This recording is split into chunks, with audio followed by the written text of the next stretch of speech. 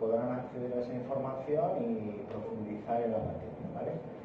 Como ven, hay 4 tipos de incapacidades: la parcial, la total, la absoluta y la gran invalidez. La diferencia, pues la parcial es pues eso, una disminución en el rendimiento de ese trabajador inferior al 33%,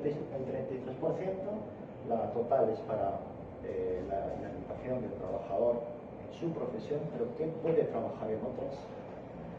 La absoluta es que le inhabilita para todo tipo de trabajo, y la gran invalidez es que no solamente le inhabilita para todo tipo de trabajo, sino que encima necesita a alguien que lo cuide. Cuantías de la incapacidad, pues la permanente es un dinero avanzado, es un pago único, equivalente a 24 mensualidades. La total, un 55%, que se puede incrementar en un 20% cuando el pensionista cumple los 55 años. Lo tendrá que solicitar él.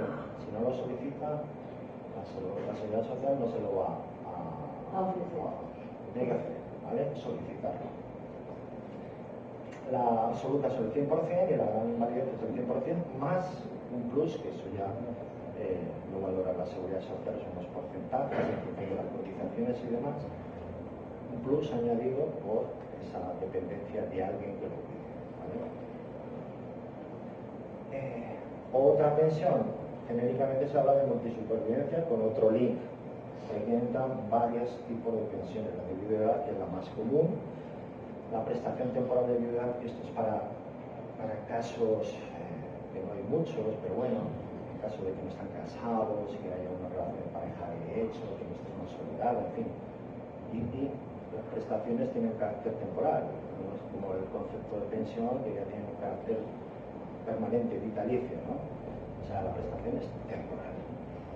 La pensión de orfandad es para los niños, están máximo de 25 años y no están trabajando y tal, y como bien decía ayer, en el momento de cumplir los 25 años ya no hay derecho a la pensión de orfandad, salvo que el chico o la chica esté estudiando y se le puede ampliar hasta cuando acabe el curso escolar, o el universitario, en este caso sería más bien, ¿no?